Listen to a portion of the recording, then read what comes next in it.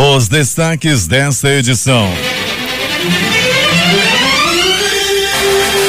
É a segunda maior alta do país. Produção industrial no Amazonas cresce 3 vezes mais que a média nacional. Com propostas de investimentos de 317 milhões de dólares, Conselho de Administração da Sulfarma se reúne amanhã em Boa Vista. Eleições. Governador Davi Almeida decide não apoiar candidaturas na disputa do segundo turno. Início da propaganda gera impasse entre coligações de Amazonino e Braga. Temer diz que Janot extrapola limites e pede que STF barre procurador-geral. Fora da agenda, Raquel Dodge, a sucessora de Janot, é recebida por Temer. Acuado, governo desmente que vai aumentar imposto de renda. Centrão avisa Temer que não vai votar na reforma da Previdência. Lucro de 7 bilhões do Fundo de Garantia será distribuído com trabalhadores, anuncia o governo. Coreia do Norte ameaça atacar os Estados Unidos a qualquer momento. Alvo seria a base de Guam, no Oceano Pacífico. Passageiro é baleado em assalto a ônibus na Avenida Santos Dumont, a estrada do aeroporto. No Santa Inês, 3 homens fortemente armados tomaram de assalto nesta madrugada ônibus que transportava trabalhadores do Distrito Industrial. Homem é executado com 2 tiros na cabeça e o crime tem 2 versões. Teria sido morto pela própria mulher ou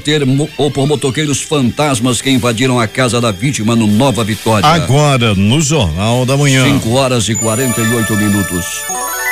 Previsão do tempo. O Centro de Previsão do Tempo e Estudos Climáticos do Instituto Nacional de Pesquisas Espaciais diz que Manaus terá variação de nuvens com chance pequena de pancada de chuvas localizadas que poderão ser fortes e vir acompanhadas de trovoadas a qualquer hora do dia, com temperatura elevada. 36 graus na máxima. O Instituto Nacional de Meteorologia fala em tempo nublado com temperatura mais baixa 35 graus. O Clima Tempo está prevendo 6 milímetros de chuva, com sol e aumento de nuvens de manhã e temperatura máxima de 33 graus. 25 graus no momento aqui no sítio histórico da cidade, com 74% de umidade no ar. Os ventos estão calmos, com 6 km/h de velocidade. Hoje é quarta-feira, 9 de agosto. Estamos nos 221 dias do ano e faltam 144 para acabar 2017. Dia de São Fábio. Comemoramos o Dia Internacional dos Povos Indígenas. Na leitura de ontem no Porto de Manaus, o Rio Negro havia descido mais 3 centímetros. Seu nível em relação ao mar era de 27 metros e 19 centímetros. São normais as operações de pousos e decolagens no Aeroporto Internacional Eduardo Gomes. Datas e fatos. Registros da história. 1942, o líder indiano Mohandas Gandhi é preso em Bombaim por forças britânicas. 1974, Nixon renuncia à presidência dos Estados Unidos após o escândalo de Watergate. 1992, nos Jogos Olímpicos de Barcelona, a seleção brasileira de vôlei masculino conquista a primeira medalha de ouro olímpica em esportes coletivos para o Brasil. 1995, conflito entre camponeses sem terra e policiais em Corumbiara, Rondônia, resulta em 12 mortos, no que ficou conhecido como o massacre de Corumbiara. Agora 5h55. Sejam bem-vindos ao Jornal da Manhã mais uma vez. Bom dia, Eduardo. Bom dia, Paulo. Bom dia, ouvintes. Dicas de travessia segura, distribuição de panfletos informativos e atitudes de respeito no trânsito marcaram as atividades da Prefeitura de Manaus no Dia Mundial do Pedestre ontem. As ações foram coordenadas pelos educadores do Instituto Municipal de Engenharia e Fiscalização de Trânsito Manaus Trans, na Avenida Altasmiri, na Zona Leste, via como destaque para ocorrências de acidentes de trânsito na cidade. 5h51 em Manaus, tivemos assalto a ônibus ontem. Daqui a pouco mais detalhes, um assalto já agora pela madrugada, Alberto Peregrini.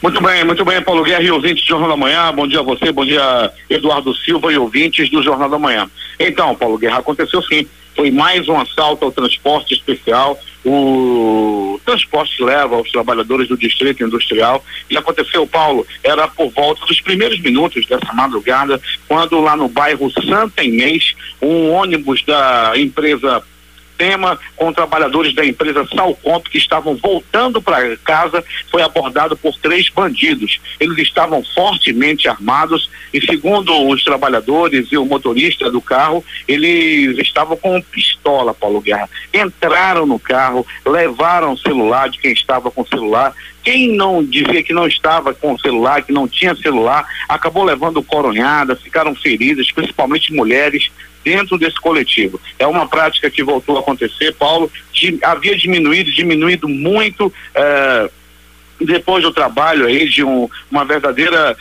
operação em relação a esse tipo de prática dos bandidos, diminuiu bastante, mas infelizmente a noite de ontem, já no começo da madrugada, voltou a acontecer, e dessa vez no bairro Santa Inês.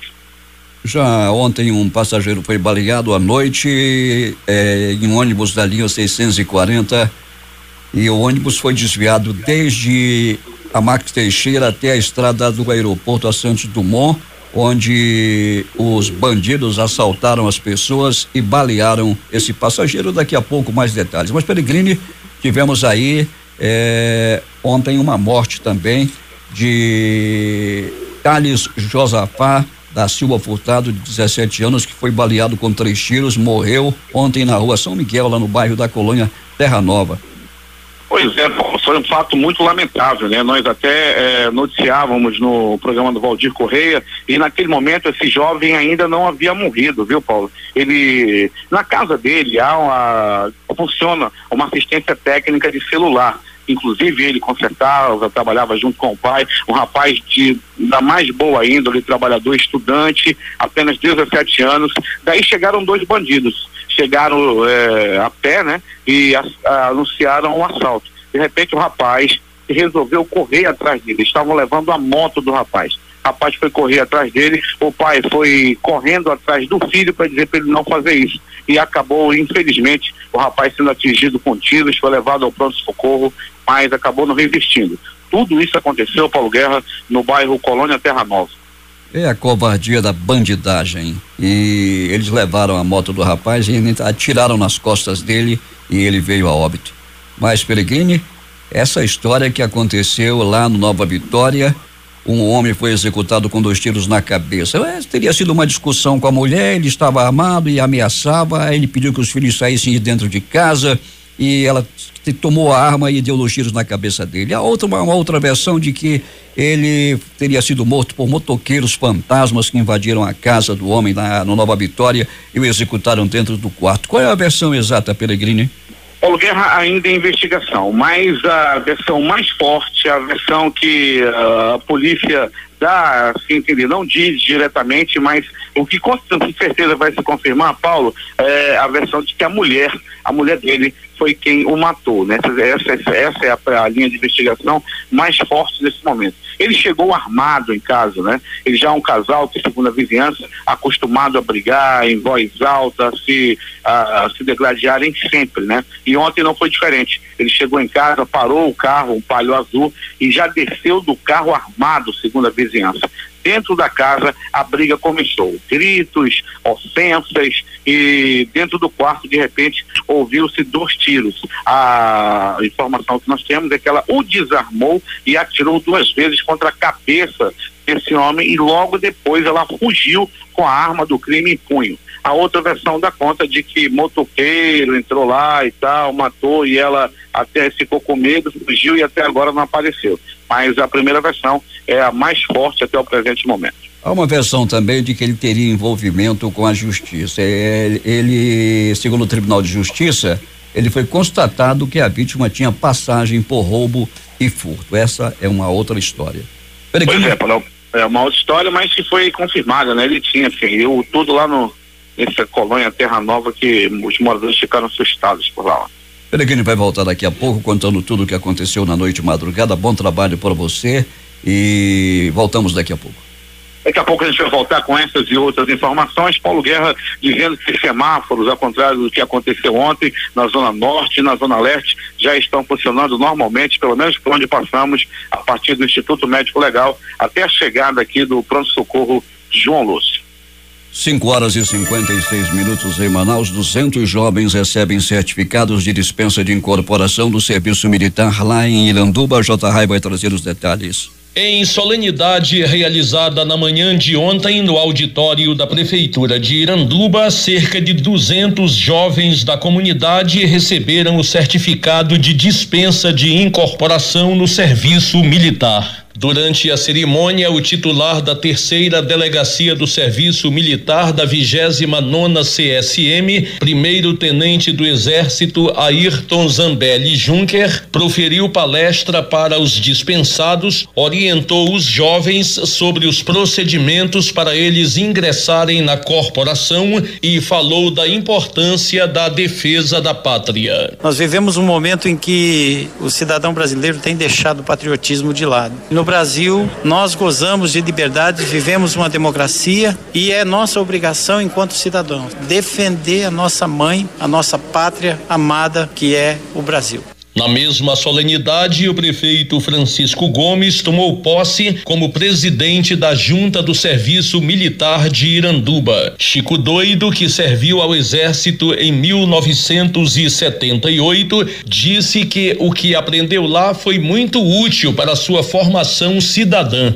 Em uma terça-feira de turbulência política entre os poderes executivo e legislativo, o prefeito declarou em seu discurso: Eu tive muito exemplo bom, graças a Deus. Eu sou um caboclo irandubense, mas um caboclo que sabe o que é lutar pela vida. Porque eu não fui bandido nem ladrão, mas eu já passei por tudo. Eu fui agricultor, fui muita coisa na vida, mas bandido e ladrão não fui não. E vou sair dessa prefeitura que todo mundo esquenta, sai como ladrão. Eu não vou sair como ladrão não. Tô me acusando de ladrão aí, mas não sou não, gente. Eu vou provar que a política é a coisa mais suja que existe no país. É a nossa política. Eu quero obrigado a fazer as coisas erradas, mas esse caboclo que não vai fazer não.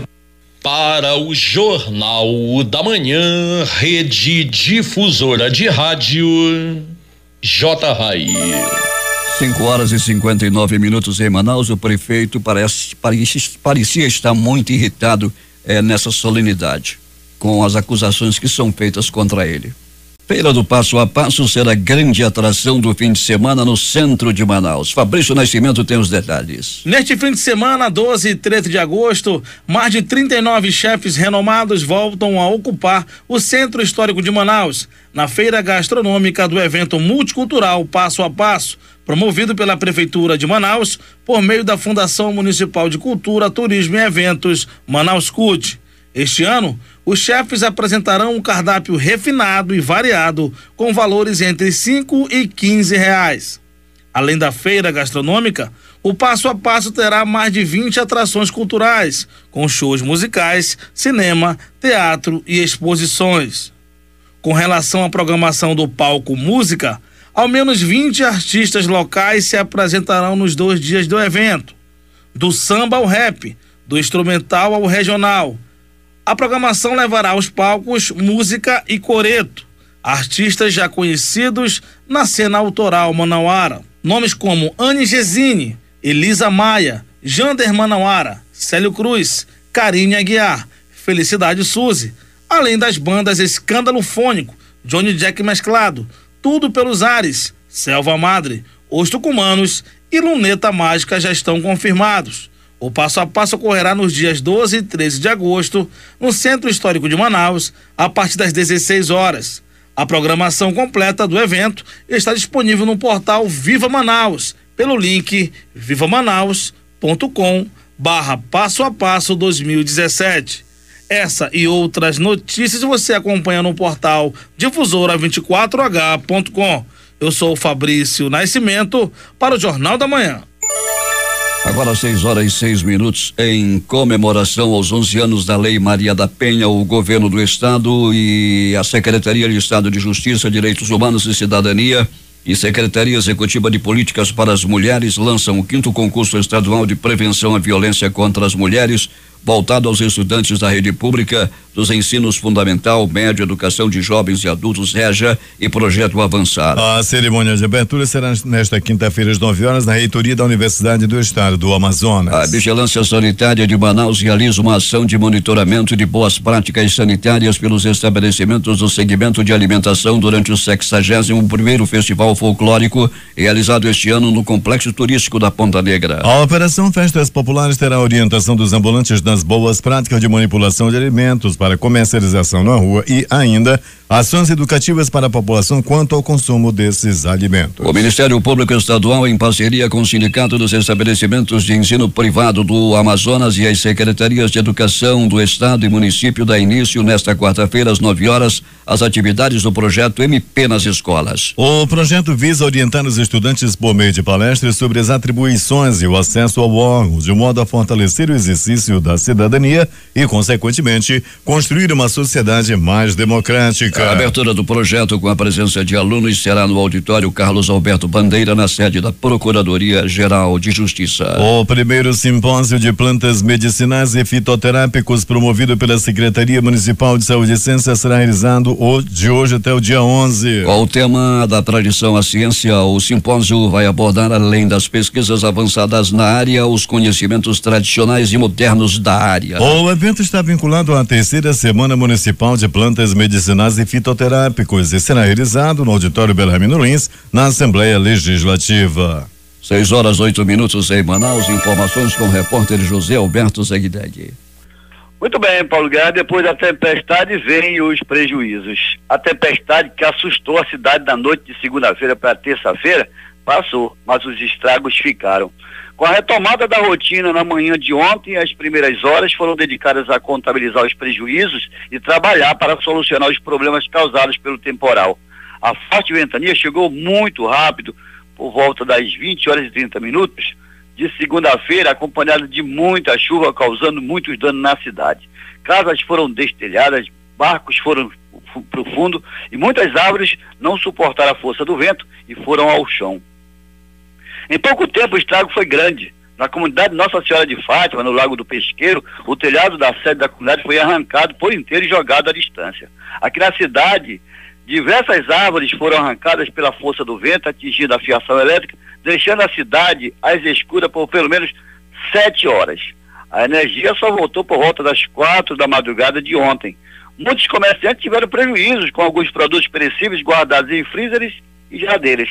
A prefeitura disponibilizou caminhões e homens com motosserra para desobstruir as ruas e retirar as árvores caídas. Assustados, muitos moradores começaram a cortar as árvores que arborizam a cidade. O medo é de um novo temporal. E lá pelas bandas de Anamã, o prefeito Raimundo Chicó aproveitou o período da enchente para recolher todos os carros e máquinas da prefeitura que estavam danificados e parados. Para o prefeito foi uma surpresa o número de veículos quebrados sem funcionamento. Muitos deles estavam em oficinas aqui em Manacapuru por pelo menos 3 anos e somente através de uma minuciosa contabilidade no setor de patrimônio é que foram descobertos esses veículos. Com recursos próprios da prefeitura, Raimundo Chicó não mediu esforços para recuperá-los e colocá-los de volta a serviço da comunidade. Foram recuperados e reformados 3 ônibus escolares, uma Kombi do Conselho Tutelar, uma viatura da Polícia Militar, uma ambulância, um carro Cuquinha e uma retroescavadeira que já estão em Anamã. Uma balsa de ferro e 2 embarcações escolares também estão sendo reformadas e em breve estarão à disposição do município. O prefeito Raimundo Chicó disse à nossa reportagem que com os veículos funcionando, evitará gastos da prefeitura e facilitará a vida de todo o povo de Anamã. Para o Jornal da Manhã, Rede Difusora de Rádio, Zegdeg.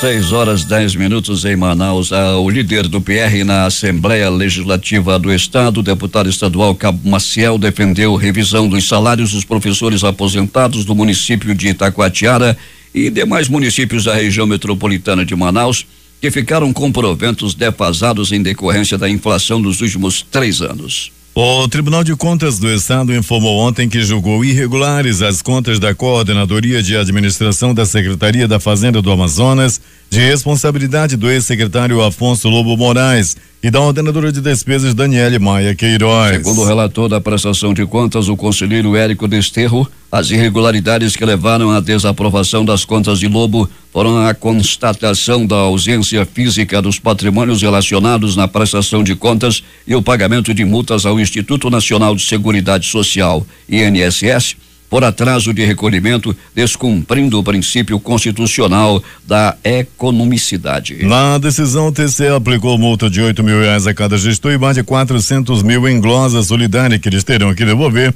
aos cofres do Estado. O Conselho Estadual de Defesa dos Direitos da Pessoa Humana considera uma alusão à doutrinação nazista e fascista o convite feito por alunos do Colégio Valdoc Frick de Lira, uma das 8 escolas administradas pela Polícia Militar, ao deputado federal Jair Bolsonaro para a formatura militar da unidade. Alunos aparecem em vídeo divulgado nas redes sociais na semana passada chamando o político de salvação da nação. De acordo com o presidente do Conselho e membro da Comissão Nacional de Direitos Humanos da Ordem dos Advogados do Brasil, Glenn Wilde Freitas, a prática divulgada no vídeo afeta os estudantes e os direitos estabelecidos no Estatuto da Criança e do Adolescente. Eles estão fazendo uma lavagem cerebral nos alunos em relação ao candidato Bolsonaro.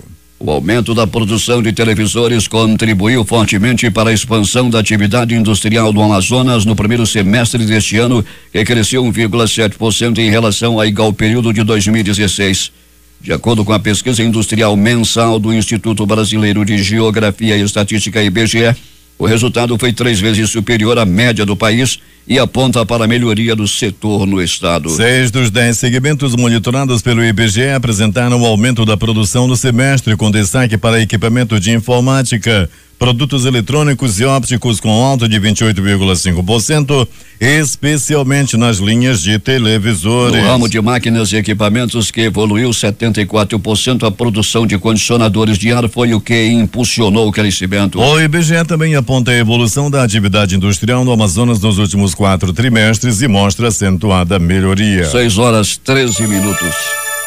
O Conselho de Administração da Sulframa, CAS, realiza nesta quinta-feira às 9:30 da manhã no Palácio Senador Hélio Campos, em Boa Vista, sua 280ª reunião ordinária, com a missão de avaliar uma pauta com 41 projetos industriais e de serviços, sendo 13 de implantação e 28 de atualização, ampliação ou diversificação. Juntos, os projetos somam investimentos totais de 317,8 milhões de dólares e estimam a geração de 1.727 empregos ao longo dos próximos 3 anos. A reunião será presidida pelo ministro da Indústria, Comércio Exterior e Serviços, Marcos Pereira, e contará com a participação do superintendente da Sulframa, Apio Tolentino, da governadora de Roraima, Sueli Campos, e de demais autoridades e personalidades ligadas à classe política e econômica do estado. Este será o segundo encontro do CAS fora de Manaus em 2017. Preocupado com os rumos econômicos e com a retomada do crescimento no Amazonas, o prefeito de Manaus, Arthur Vigílio Neto,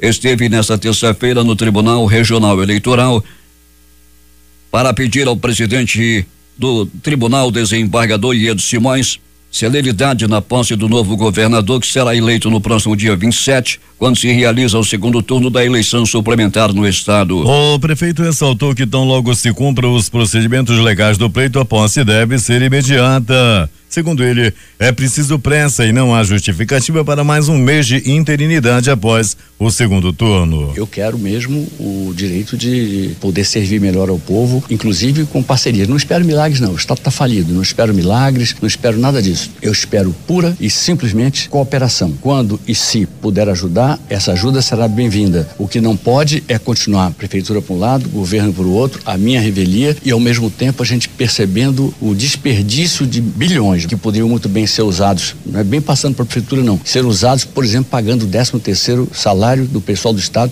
que está em atraso. Isso é vergonhoso, isso é humilhante para os nossos irmãos do Amazonas.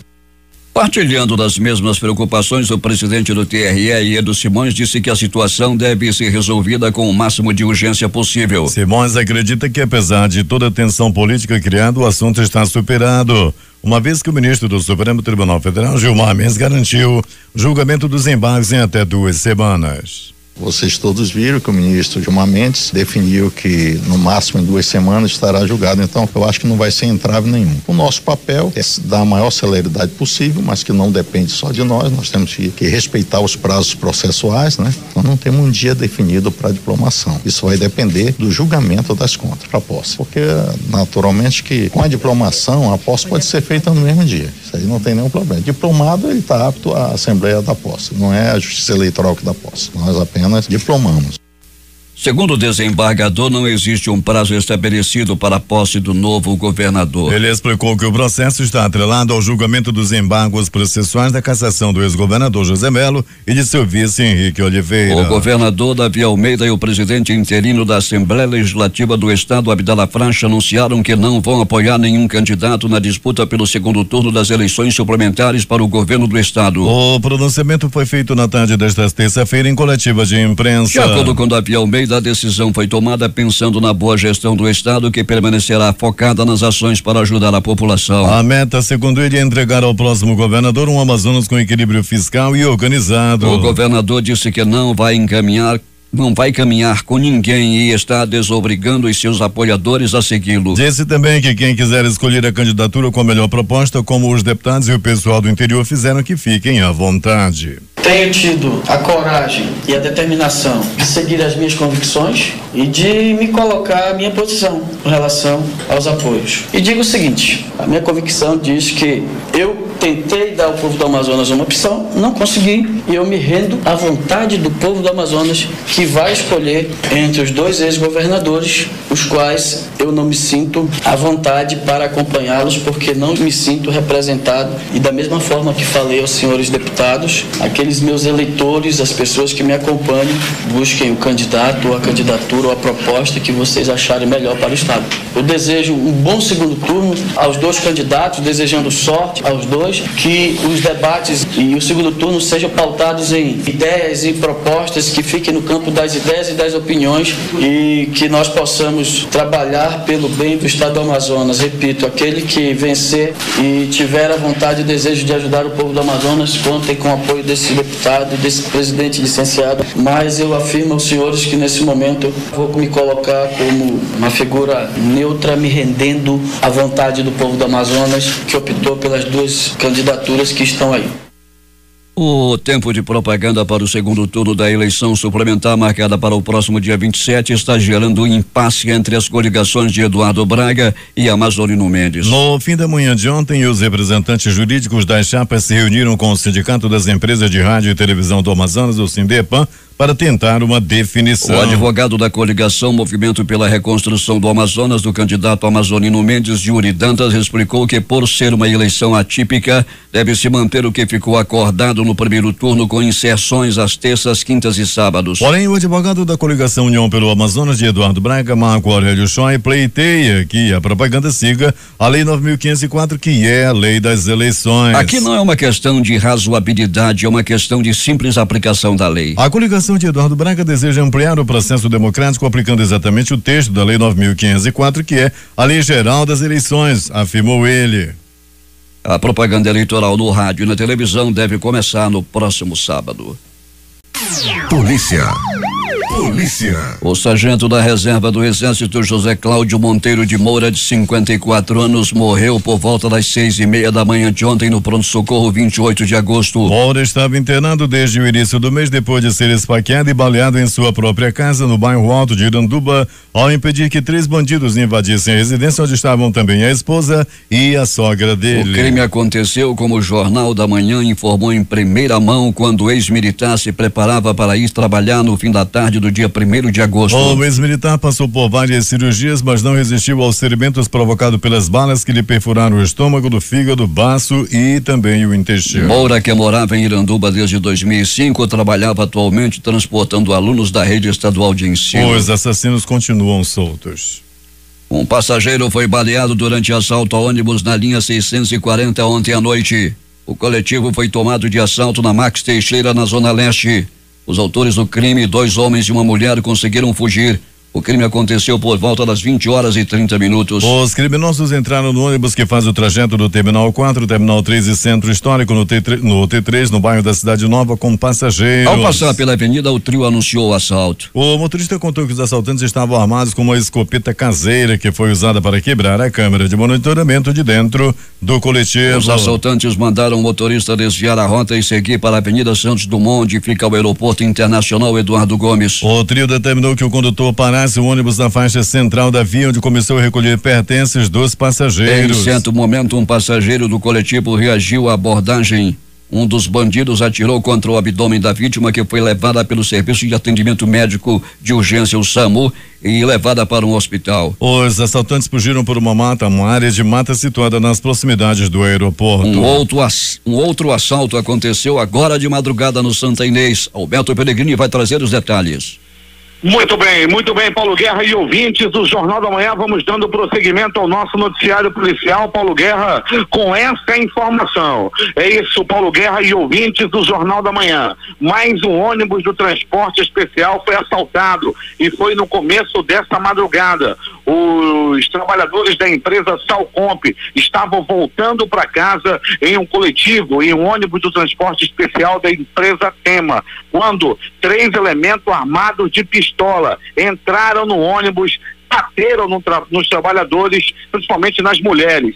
E também o motorista Pedro Paulo, quem estava conduzindo o veículo, também foi aí agredido. O presidente do sindicato, o Enoque, e também o Gabriel já estão aí, Paulo Guerra, preparando uma manifestação. O fato é que a Secretaria de Segurança já vem monitorando isso há algum tempo, diminuíram os assaltos, mas continuam acontecendo. Essa que é a grande realidade. A gente reconhece aí muito o trabalho da Secretaria de Segurança. A gente tinha aí praticamente 5, 6 assaltos por noite, diminuiu bastante, mas a Secretaria deve intensificar ainda mais esse tipo de prática por parte dos bandidos. Aconteceu esse assalto, Paulo Guerra, ali no ladeirão do bairro Santa Inês. Ainda bem que não ficou ninguém ferido gravemente, também não morreu ninguém, mas os bandidos continuam assaltando, e sempre nos mesmos lugares.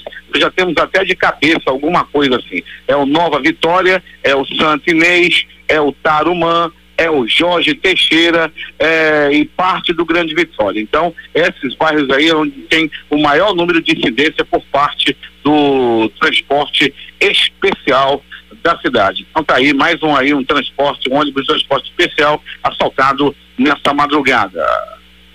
Pronto Socorro João Lúcio, o gigante da zona leste da cidade. No Pronto Socorro João Lúcio, uma noite madrugada considerada tranquila, graças ao grande trabalho da Polícia Militar, da Polícia Civil. A movimentação foi tranquila no Pronto Socorro João Lúcio. 2 pessoas feridas por agressão física, uma pessoa deu entrada vítima de acidente de trânsito no Pronto Socorro Platão Araújo, localizado na zona leste da cidade também. Uma pessoa deu entrada vítima de agressão física, outra pessoa deu entrada com tiros pelo corpo, e uma pessoa foi riscada a faca e deu entrada no Pronto Socorro Platão Araújo. No Pronto Socorro João Lúcio, já falamos, falta agora o 28 de agosto, movimentação também considerada tranquila, abraçando hoje pela madrugada, sempre nos passando as informações desde cedo, trabalhando muito, a assessora de comunicação do Pronto Socorro 28 de agosto, nossa querida Valesca Martins, trabalhando desde cedo no Pronto Socorro 28 de agosto de polícia.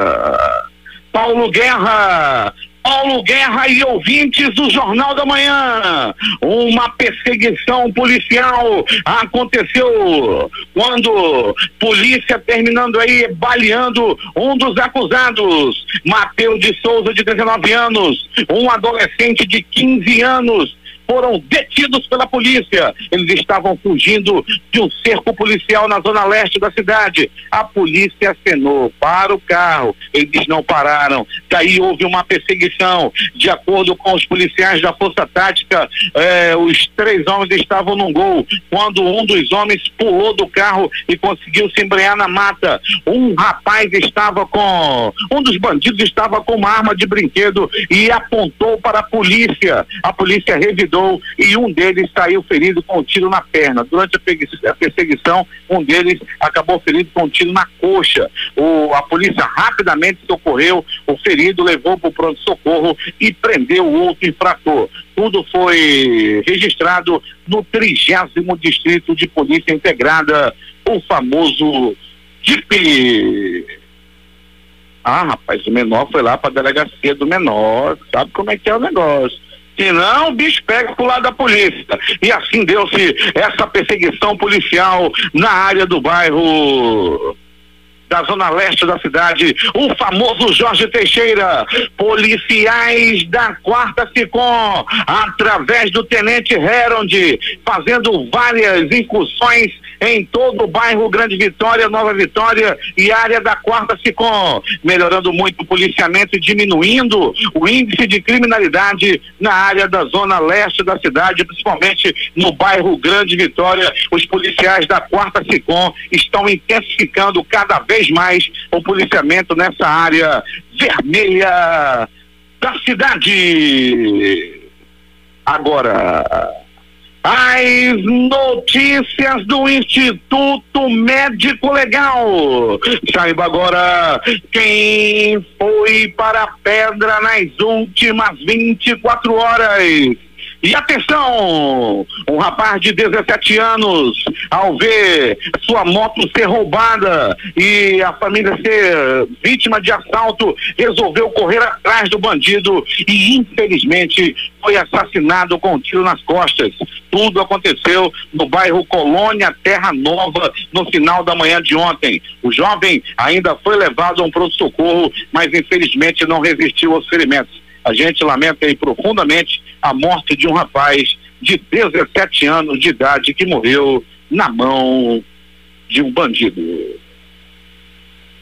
Paulo Guerra e ouvintes do Jornal da Manhã, atenção! Morte no bairro Nova Conquista. Um homem foi assassinado com 2 tiros na cabeça. E o mistério. Lembra daquela novela que aquela dona Milu lá, aquela velhinha falava? Mistério. Assim aconteceu. Esse crime é rodeado de mistérios.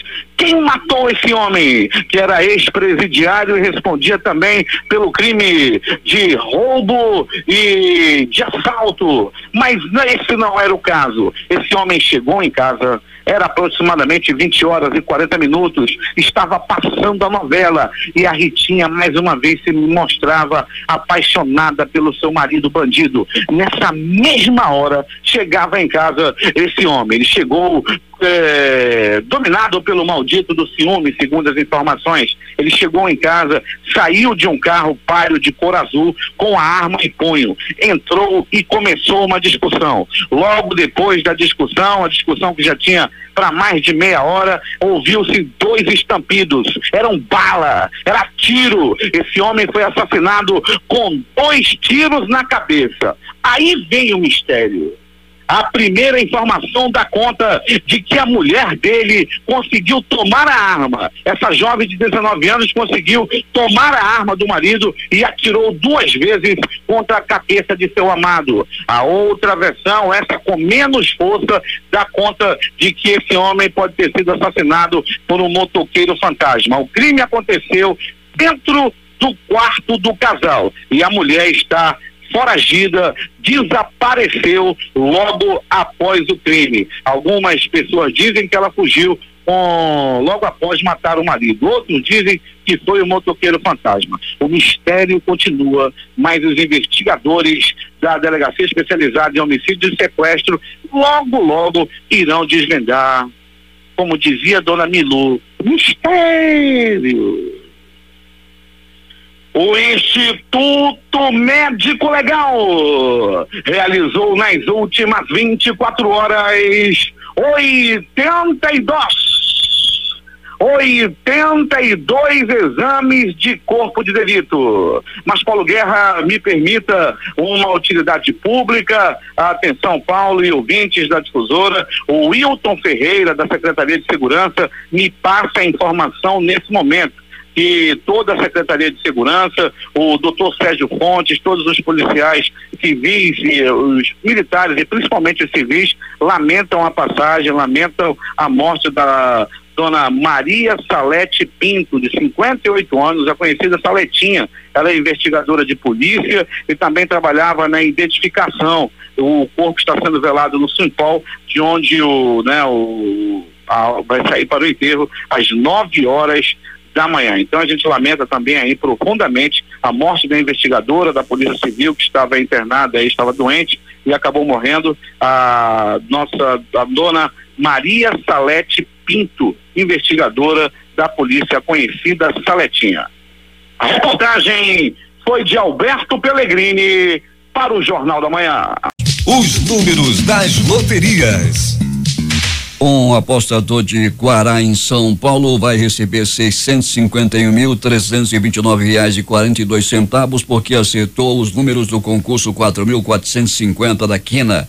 As dezenas foram 10, 26, 42, 47 e 63. A Lotomania acumulou no concurso 1.786 dezenas sorteadas 01, 10, 20, 22, 24, 32, 39, 45, 54, 57, 64, 68, 71, 77, 78, 84, 90, 91 92 e 96. Na Time Mania concurso 1067, o time do coração foi o Juventus de São Paulo e o prêmio acumulou 2 apostas com 6 números, cada uma recebe R$4.184. Dezenas sorteadas 11, 18, 34, 55, 66, 69 e 76. A Mega Sena que vai ter mais 2 concursos essa semana e ontem no 1956 sorteou as dezenas 05, 08, 20, 28 40 e 45. O prêmio acumulou em R$50 milhões.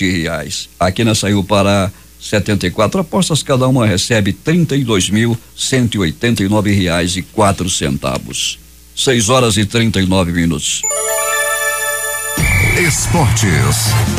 Os jogos de ontem, Campeonato Brasileiro Série B. Luverdense 1, Juventude 0. Santa Cruz 1, Criciúma 2. Libertadores da América. River Plate 1, Guarani 1. Lanús 1, The Strongest 0. Supercopa da Europa. Real Madrid 2, Manchester United 1. E os jogos de hoje, Libertadores da América. Às 19h15 jogam Grêmio e Godoy Cruz. 21h45, Atlético Mineiro e Jorge Wilstermann. No mesmo horário, Palmeiras e Barcelona de Guayaquil. Campeonato Brasileiro, um jogo isolado. Às 20 horas jogam Ponte Preta e Fluminense. Na Copa Sul-Americana, outro jogo isolado. Às 21h45, Flamengo e Palestino. 6h40 em Manaus.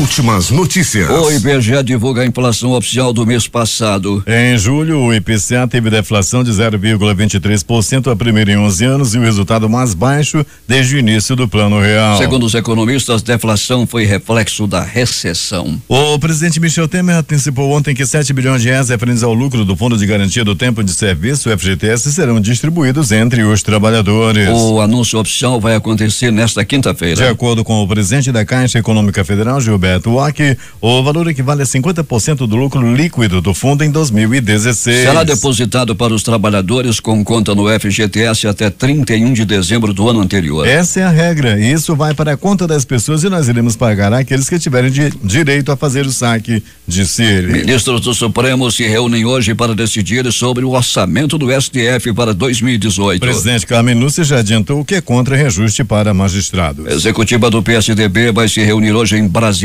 para discutir a convocação de Congresso Nacional e convenções partidárias para as eleições em todos os níveis, com fixação de calendário eleitoral, revisão e atualização do programa e estatutos partidários. O presidente Michel Temer recebeu na noite desta terça-feira no Palácio do Jaburu a nova Procuradora-Geral da República, Raquel Dodge. O encontro não estava previsto na agenda oficial. O mundo agora. Produtores, clubes de maconha e farmácias que vendem o produto estão tendo suas contas bancárias encerradas por bancos estrangeiros no Uruguai. Segundo a imprensa local, a situação já aconteceu com clientes dos bancos Santander, e o Itaú analisa fazer o mesmo em breve.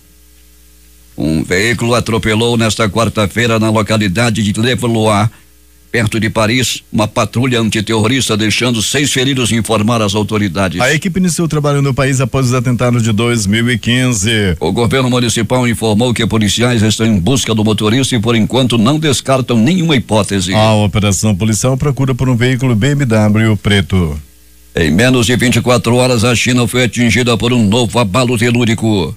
Um tremor de magnitude 6,3 graus atingiu a região próxima à fronteira com o Cazaquistão por volta das 20h27 desta terça-feira, hora de Brasília, informou o Serviço Geológico dos Estados Unidos. Seu epicentro foi registrado a 25,9 quilômetros de profundidade. Ele foi seguido de um outro tremor mais fraco de 5,2 de magnitude. Pelo menos 13 pessoas morreram.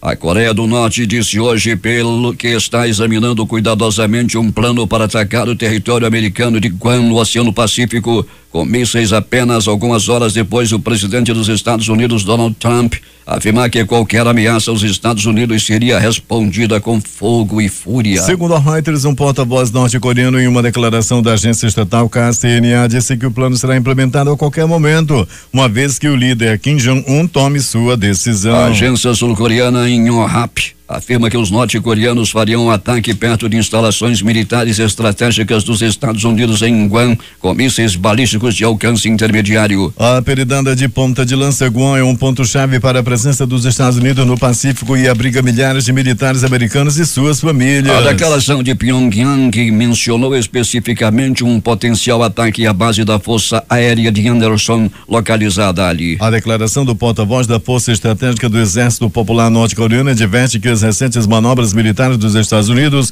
incluindo um teste de mísseis balísticos intercontinentais na semana passada e um sobrevoo de bombardeio na segunda-feira na Península Coreana, podem provocar um conflito perigoso. E vamos voltar ao Brasil, onde a defesa do presidente Michel Temer pediu ontem ao ministro do Supremo Tribunal Federal, Luiz Edson Fachin, a suspeição do Procurador-Geral da República, Rodrigo Janot. O advogado de Temer, Antônio Cláudio Maria de Oliveira, quer que Fachin retire Janot do inquérito que investiga o presidente. A avaliação de Maris já se tornou público e notório que Janot vem extrapolando em muitos seus limites constitucionais e legais inerentes ao cargo que ocupa. Ainda no pedido, o advogado afirma que a atuação de Janot é motivada, ao que tudo indica, por questão pessoal. Procurada, a PGR não quis se manifestar sobre o assunto. A comissão da Câmara destinada a analisar um dos projetos de reforma política remarcou para hoje a votação de relatório prevista para ontem. A reunião de terça foi cancelada por causa das divergências entre os partidos. A proposta altera o sistema eleitoral e cria um fundo com recursos públicos para bancar campanhas dos candidatos. As mudanças precisam ser aprovadas até outubro para valerem já nas eleições de 2018. Foi imediata a reação da base aliada à declaração de Temer sobre estudos do governo para aumentar o imposto de renda. Diante do desgaste, veio o recuo da presidência, que divulgou nota negando a proposta. Mas o governo segue procurando meios para elevar a arrecadação, entre eles o Refis, Programa de Refinanciamento de Dívidas. A proposta será discutida hoje em encontro de líderes com a presença do ministro da Fazenda. A possibilidade de aumentar a alíquota do imposto de renda foi criticada pelo presidente da Câmara, Rodrigo Maia, do Democrata do Rio de Janeiro, aliado do governo. Segundo Maia, uma eventual proposta desse tipo não passa na Câmara. O presidente da Ordem dos Advogados do Brasil, Cláudio Lamacchia, também em nota criticou a possibilidade, ressaltando que há uma enorme defasagem que já pune reiteradamente o contribuinte. Deputados do Centrão mandaram avisar ao presidente Michel Temer que não irão votar a reforma da Previdência Social. Líderes dos três principais partidos do Centrão, PP, PR e PSD, afirmam que não há condições de aprovar a reforma, ainda mais depois do desgaste de terem votado contra o prosseguimento da denúncia contra Temer. Ainda mais na véspera do ano eleitoral. A reforma da Previdência se vota no início de mandato. Em final de mandato é muito perigoso colocarmos uma matéria dessa, ainda mais no momento em que estamos vivendo na Câmara dos Deputados, disse o líder do PR, José Rocha, da Bahia. O Centrão quer deixar claro ao governo a insatisfação com o espaço político dado a partidos que não votaram majoritariamente a favor de Temer, PSDB e o PSB. 6h50. Os principais jornais do país e seus destaques de capa nesta quarta-feira. O Globo do Rio de Janeiro. Temer recua e diz que não vai encaminhar aumento de imposto de renda ao Congresso. A Folha de São Paulo. Temer pede ao Supremo suspeição de Rodrigo Janot. O Estado de São Paulo. Maia mira em 2018 e tenta se descolar de agenda impopular de Temer. Planalto Central, capital da República, Correio Brasiliense. Reforma da Previdência será aprovada em setembro, diz Jucá. Valor econômico. Trump diz que Coreia do Norte enfrentará fogo e fúria se ameaçar os Estados Unidos. Estado de Minas. Movimento dos atingidos por barragens repudia suspensão de processo pela tragédia de Mariana. Recife, Jornal do Comércio. Temer confirma divisão de lucro de 7 bilhões de reais do FGTS com trabalhadores. Fortaleza, Diário do Nordeste. Preso suspeito de dar apoio a grupo que tentou resgatar alemão de presídio em Pacatuba. 0 hora, Porto Alegre. Delegacias lotadas de presos são uma bomba anunciada prestes a explodir, diz presidente de Associação dos Delegados. Brasil Econômico. Governo prepara nova leva de aumento de impostos para 2018. Edições impressas locais, o centenário Jornal do Comércio. Produção industrial apresenta lenta recuperação no Amazonas. A crítica. Latrocínio, morto ao perseguir bandidos. Em tempo. Em 2017, amazonenses pagaram 15,9 bilhões de impostos. Agora. Adolescente assassinado ao perseguir 4 assaltantes. Essas foram as principais notícias de ontem e as primeiras de hoje. Termina aqui o Jornal da Manhã. Participaram desta edição reportagens José Alberto Zegdeg, Fabrício Nascimento, Larissa Balheiro, J. Rai e Alberto Pellegrini. A operação de rádio de Itamar Jardina, Milton Cabral e Carlos Luiz. A apresentação Eduardo Silva e Paulo Guerra.